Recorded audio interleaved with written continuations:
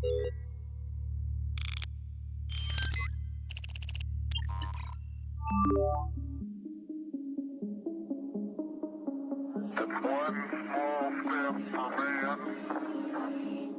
you know about rolling down in the deep? When your brain goes numb, you can call a mental freeze. When these people talk too much, put that shit in slow motion. Yeah, I feel like an astronaut in the ocean. Yeah.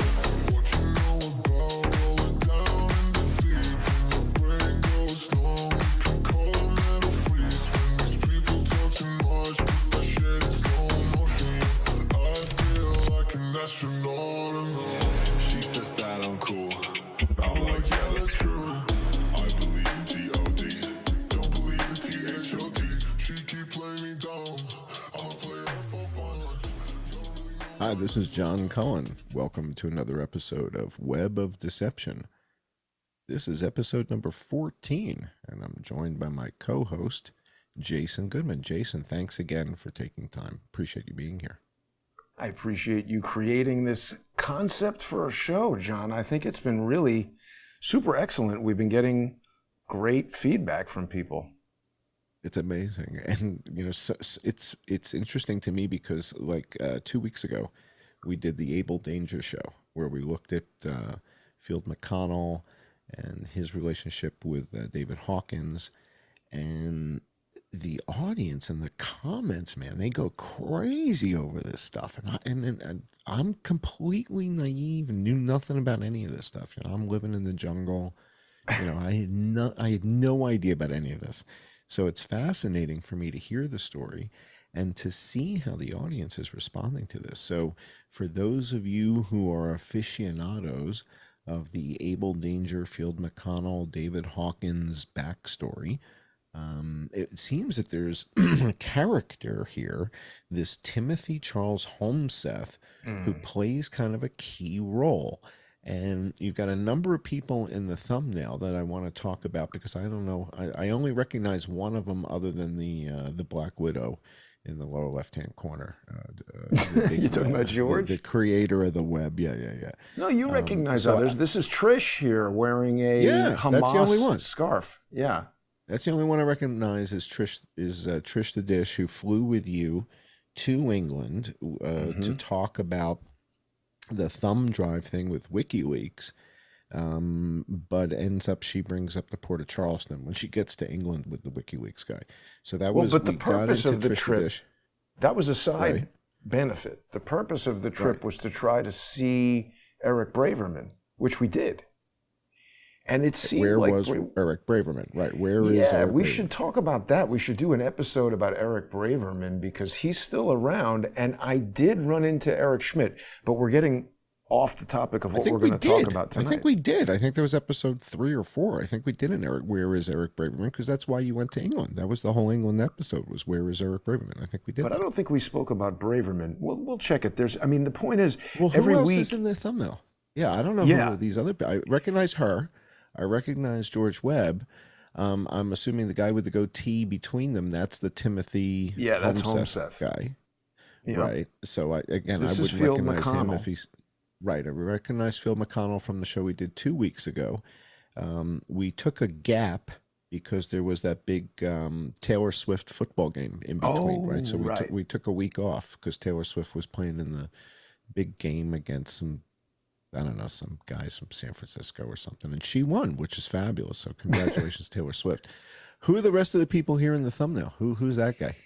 Well, this is going to be an incredible episode for people who have been following this saga because there's stuff that I have known about this for a long, long time that I haven't spoken about because, people think, oh, you're holding out on us. But the point is, I'm embroiled in legal stuff that could cost me my apartment, could get me thrown in jail if I, the wrong kind of contempt of court stuff. So I can't just necessarily come out and say everything just because I know it. And sometimes I know things that I don't want to say because it's going to give some adversary in court an advantage.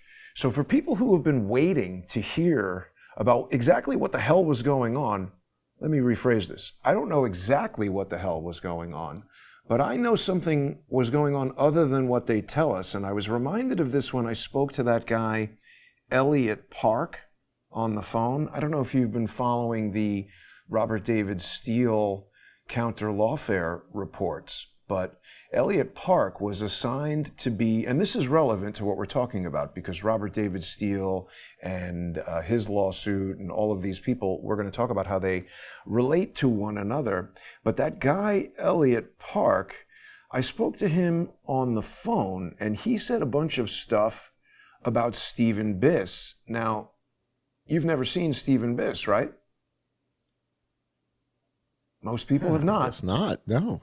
I've been looking for images of this fucking asshole for 7 years, and I've found 2. This is from law school, and it's been tremendously enhanced with artificial intelligence because it was printed in a yearbook with that kind of like dot pattern, very poor printing. But that's Stephen Biss, and what's interesting is he had a stroke, right? He's had a stroke. Yes. Yeah. Stephen Biss is the attorney for Robert David Steele. So I first learned about Stephen Biss when Robert David Steele sued me. Now you're going to remember, Robert David Steele was introduced to me by George Webb. And when you say Stephen Biss is the attorney for Robert David Steele, you're kind of teasing the audience. He's also the attorney for Devin Nunes. He's also the attorney for Bob Malone. Dan Bongino, the Flynn family. But see, those people, maybe, look, people need lawyers, and he's there in Virginia. What about My Pillow? Is My Pillow using him too? I don't think so. That guy needs a real lawyer. That would have been perfect. Yeah, well, that would have been perfect. Biss is mostly a plaintiff's attorney where he's suing other people for defamation. So he becomes Timothy Holmseth's attorney. And the thing that's interesting about all the people that you just mentioned, Robert David Steele is definitely a massive loser, but he has a house and he has a wife who's apparently employed, and he was in allegedly. The Marines. He's allegedly dead, though, right? He Well, had a house. Yes. Allegedly. The point I'm making is he was a guy who had, conceivably money. He had a house, he had a wife, he had previously worked for the Marines and the CIA, so he's getting money somehow. And so him hiring a lawyer maybe makes sense. Devin Nunes, he earns money from being in Congress and now for working for Truth Social, and his family owns a lot of cows.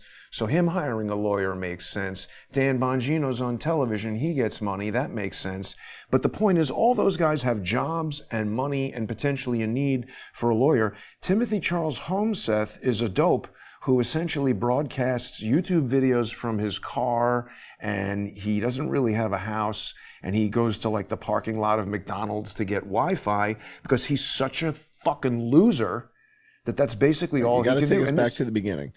All right, so first I want to know who are the other people in the thumbnail, just real quick, just a quick, 20-second on each one. So you got this. I don't even know who the hell this guy is. Like, who is he? Where's he come from? Like, why is he? I don't really know either. We're going to talk about how he showed up, and it's related directly to Trish. Okay, so we got Trish the Dish, who the audience knows you traveled to England with, and she's ready to free Palestine. You got to put this in context for a second. Back then or now? Is that back then or now? The free Palestine thing. That's what's going to blow your mind. This photograph is from 5 years ago, and I just found it yesterday. I didn't know that she was free Palestine, river to the sea. And it's particularly weird because remember, George was saying, I'm Jewish and I'm doing something with Mossad. She was totally fine with that. If she's such a ardent Palestinian supporter, why would she be rolling around with an Israeli Mossad, whatever the hell he was? And also, I'm Jewish. Why? This just doesn't make a lot of sense to me. And in fact, it's even suggestive that,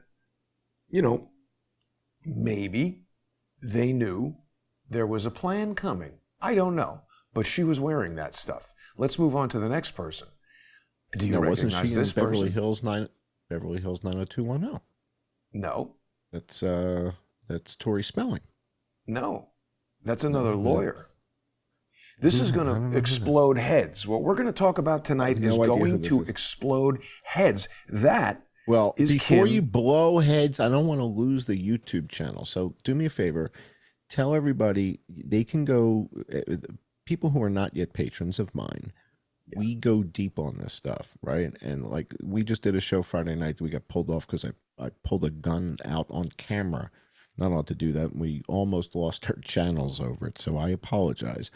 But before we go too deep, we're going to go into a patron-only hour where Jason's going to talk freely about who these characters are, what happened here. So I don't want you to go too far with this. Yeah. I want you to set it up. But we're going to go to Patreon. We're going to go to Subscribestar. Then you've got a bunch of options. Tell people where they can go, because the Odyssey stuff has been holding up nicely for you. As far as we don't get stuff ejected out of Odyssey, it seems. No. So tell everybody about Odyssey, and you've got, what's that thing called? Substack? Tell people where they can go to find your work there, if you would. Well, so what we're going to do is in just about 15 minutes, people are going to be able to join us for the sponsor exclusive segment by becoming sponsors of the show. And they can choose to sponsor you, John, on subscribestar.com/IamJohnCullen or patreon.com/IamJohnCullen. There will also be a simulcast on odyssey.com/@crowdsourcethetruth. And thank you for mentioning it. It is resistant to censorship, and they also don't like George's brother and his nonsense because he's just hammering the crap out of them and frankly, I suspect he might have alerted YouTube. Maybe they have artificial intelligence to detect a gun. I don't think it could be that accurate. Well, you got a blurry image and things moving around, things look like guns. I think somebody called them. It's both. Yeah, maybe. Both. But all right, so you've got these options. You've got Odyssey, you've got Substack, you've got Patreon, you've got Subscribestar, and basically you go to the website /crowdsourcethetruth, and for $5 a month. I think you've even got like a $3 option. Odyssey, $3. Yeah. But for $5 a month, you can support Jason's work. It's basically $54 a year. There's like a 10% discount if you sign up for the whole year. On Patreon. The work on Patreon, and the work that Jason's doing, you get access to his lawfare and counter lawfare reports. Jason goes out on the road down to the courthouse, and it talks to. Maniacs. Dershowitz from Harvard. Next thing you know, Dershowitz is on the show. And Jason has had Senator Marsha Blackburn on the show with Charles Ortel. So, there's a lot of really deep stuff that you guys are missing. The work that you do with Lee Stranahan, and you can access all that if you go to the Crowdsource the Truth stuff. If you subscribe to me, you just get my, crazy COVID crap and my Vegas stuff. No, it's an excellent... You're not going to... Excellent but value. that's all you get. So the point is, we're here to talk about you. Oh, this is the video that was pulled, John. People can still see it on Odyssey. Yeah, and it was a good conversation. Like it was. All I did was I held up a .22 caliber rifle and then a .22 caliber pistol, but there are rules on YouTube, which makes sense to me, by the way. And I want to thank the YouTube guys for being reasonable. They didn't give me a strike on my channel, and they said, listen, you probably didn't know this, but maybe it's a new rule. I don't know about that, but you and I didn't know what it was. We were like, what the hell, what did we do wrong? And when I read the email from them, they said, you're not allowed to show a gun on camera during a live stream. And when I thought about it for a second, it actually makes sense, because they don't know. You could accidentally blow your hand off. Well, I think it's more about these people charging into schools and live streaming a murder spree and whatever, and it's just like, forget. Bo, that's obviously the extreme. But if people are live streaming and they're handling guns, you could accidentally blow your hand off in the midst of the live stream, and that would be pretty disgusting. So it makes sense to me. It's a smart rule. The fact that I would have to post a video with gun content that their engines can check and make sure nobody lost any hands or whatever. Nobody got shot. But now they'll say, oh, you posted a video that we already took down, so now we're taking it down for that. So I don't know. I understand the rule. I'm grateful to them that they didn't give us a strike. So again, when they're kind, I've got to acknowledge it. So thank you, YouTube, for being reasonable. Well, all right. So, but yeah, if you guys support my work, you're really only going to hear about an avian influenza pandemic that made eggs $10 a dozen, because that's pretty much all I talk about now, are chickens and eggs. That's it. And, why are eggs $8 and $10 a dozen? I had don't eggs really for breakfast. care that much. I was thinking about you. Yeah, I put SARS-CoV-2 and COVID in the same bucket as Rocky Horror Picture Show. You don't like it. It just does. I'm not that interested in it. It's like, I'm just not that interested. It's just like, everybody wants to talk about raccoon dogs and pangolins and bats and Wuhan. How long have I been saying Wuhan schmoohan? Would you say it's 3 Since years, the beginning, 3.5 years? pretty much. Pretty Close to the beginning. I'm just not interested in Wuhan and that whole thing. I'm interested in the chickens. If a chicken burrito at El Pollo Loco let me is take you back to this, because we spoke I'm about gonna this get for upset. 2 hours last night. So hang on. All right. Let me take you back to this, because there's still people here that you are not familiar with. This, I have no idea. Yeah, who's people are going to go crazy. This is Kim Picazio, the lawyer. What? So, are you aware of what happened to Phil McConnell? Whoa. Kim Picazio? Yeah. Who is Kim Picazio?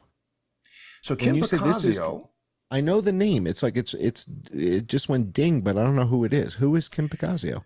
So she's a Why do lawyer. I I think recognize I've the name? told you about her before, because she was representing the mother of this child, this like 4 or 5 year old baby that was kidnapped and killed.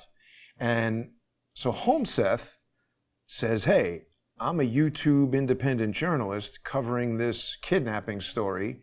And he contacts Picazio. And she starts talking to him like, yeah, because she's the lawyer representing the mother.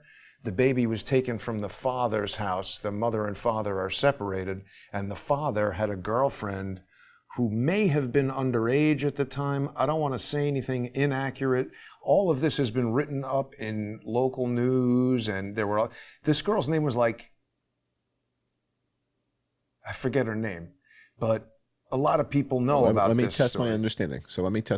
So where is she? You said did you say she's in Florida, Haley or did I Cummings guess or that? something is her name? Florida, Okay, yeah. but this is in Florida. Okay, because she looks like Pam Bondi a little bit, so I just thought Florida. So some family has their kid kidnapped, allegedly, and this lady is representing somebody in the family. This YouTube character gets involved or inserts himself in it. Do you have any idea who he is, and what is the connection between the Timothy Holmseth and the George Webb? He's essentially a YouTuber. He presents himself as a YouTuber, just like you or I, and this story comes across his level of interest. Interesting that it's updated at 606. Isn't that a 33? But 13 years later and unsolved. Unsolved? Wait a minute. I spoke to some of the police involved in this, and they said, unsolved. Wait, that's weird. A lot of people already know about this story, but essentially what was going on is, as I've been told, it's been reported that members of the father's family were allegedly involved in selling drugs, maybe some kind of fentanyl patch or something. They're involved in selling drugs. They're doing drugs, and they live in a trailer. And this 4-year-old child is sleeping on a mattress or in a crib or something in the same room as the 16 or 17-year-old girlfriend of the 30 or 40-year-old father. And the father's not there. It's the baby and the girlfriend in the trailer, and the story is she goes missing. The 16-year-old chick says somebody came into this thing that's the size of an Airstream or something and took this baby, and she didn't notice, and it's kidnapped. But through the trial, then the girlfriend and the father get arrested for selling drugs. And then in jail, there's a news story that says that she admits that her brother helped her put the dead kid in a bag and put the bag in the river, because apparently the baby got touched fentanyl or got drugs, or it's unclear exactly what happened, but it's alleged that the child was placed into a bag and tied with a piece of rope to a buoy in a river behind the trailer. And the police found the rope tied to the buoy, but it was frayed, as if perhaps maybe an alligator ate whatever injured or dead child was allegedly in a bag, and the police matched this section of rope to another piece of rope in the brother's truck.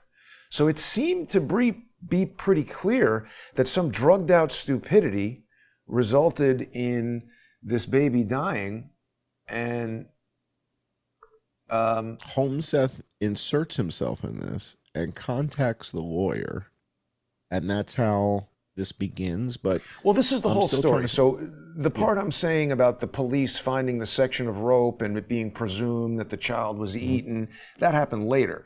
While she's missing and kidnapped, this becomes a story, and people are reporting on it on YouTube and elsewhere. So Holmseth becomes involved, and he's talking to Kim Pacazio, just getting the facts and whatever.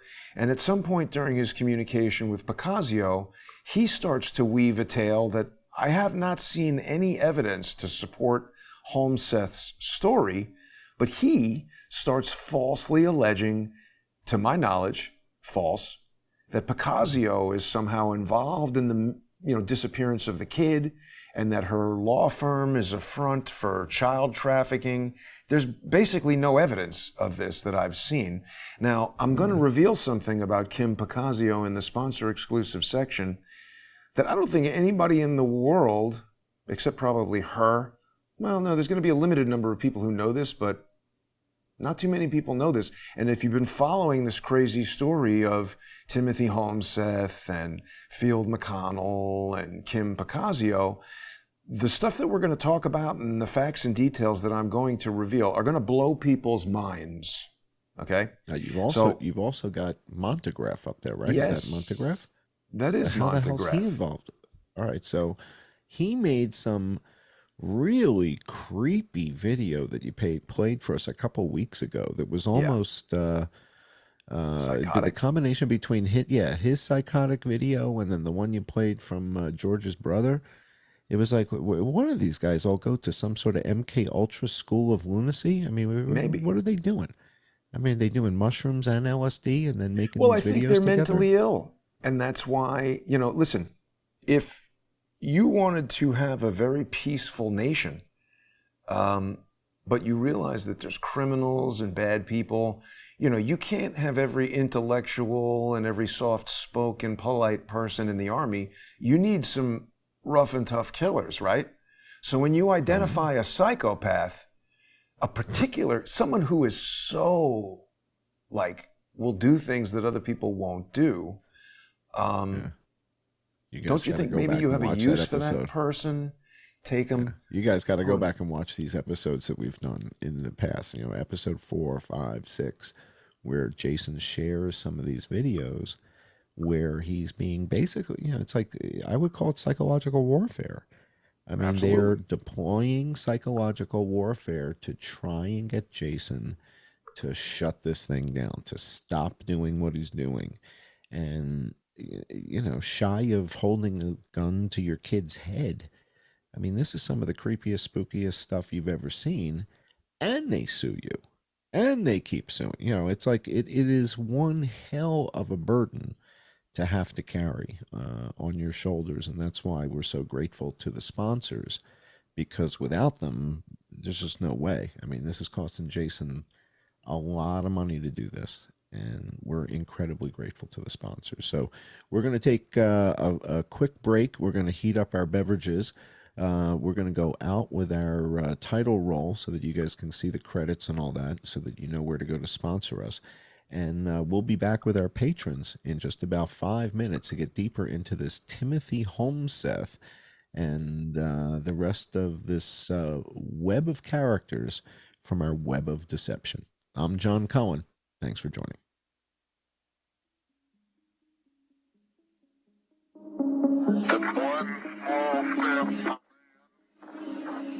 What you know about rolling down in the deep? When your brain goes numb, you can call a mental freeze. When these people talk too much, put that shit in slow motion, yeah.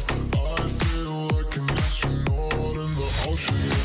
What you know about rolling down in the deep? When your brain goes numb, you can call a mental freeze. When these people talk too much, put that shit in slow motion, yeah. I feel like an astronaut in the ocean. She says that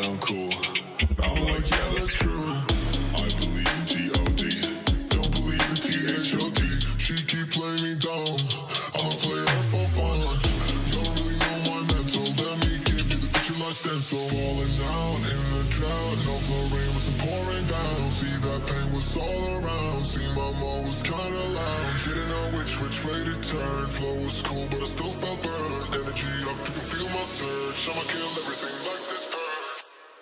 It's one small step for man.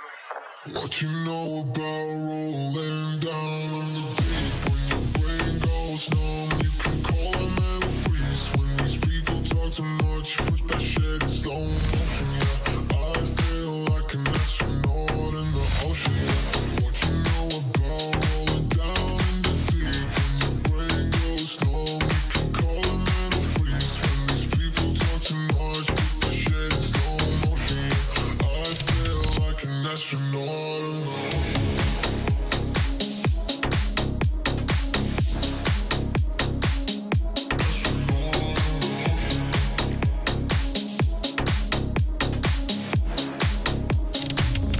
Astronaut.